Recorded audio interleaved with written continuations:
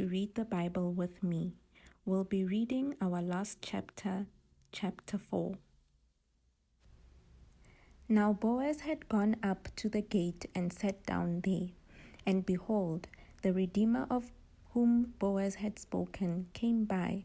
So Boaz said, "Turn aside, my friend, sit down here."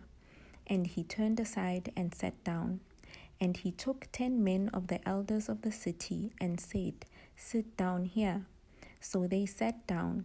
Then he said to the Redeemer, "Naomi, who has come back from the country of Moab, is selling the parcel of land that belonged to our relative Elimelech.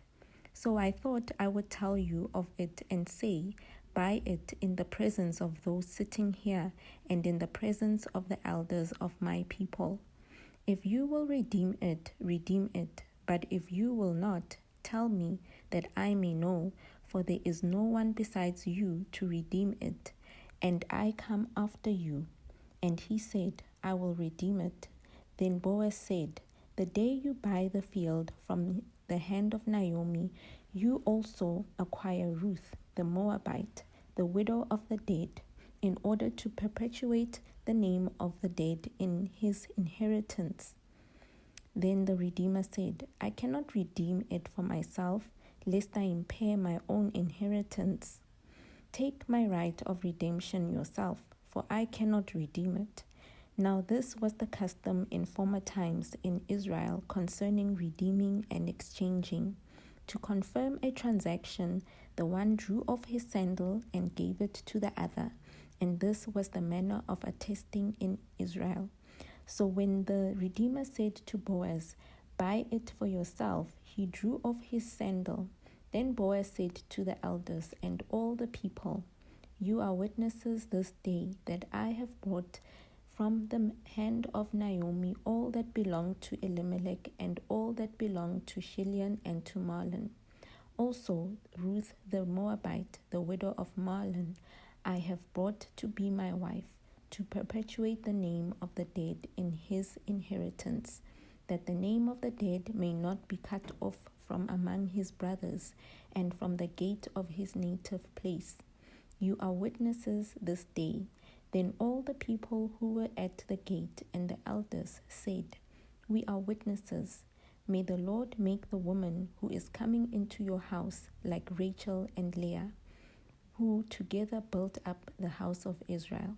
May you act worthily in Ephrathah and be renowned in Bethlehem, and may your house be like the house of Perez, whom Tamar bore to Judah, because of the offspring that the Lord will give you by this young woman." So Boaz took Ruth, and she became his wife, and he went in to her, and the Lord gave her conception, and she bore a son. Then the woman said to Naomi, "Blessed be the Lord, who has not left you this day without a redeemer, and may his name be renowned in Israel. He shall be to you a restorer of life and a nourisher of your old age. For the daughter-in-law who loves you, who is more to you than 7 sons, has given birth to him." Then Naomi took the child and laid him on her lap and became his nurse. And the women of the neighborhood gave him a name, saying, "A son has been born to Naomi." They named him Obed. He was the father of Jesse, the father of David. Now these are the generations of Perez.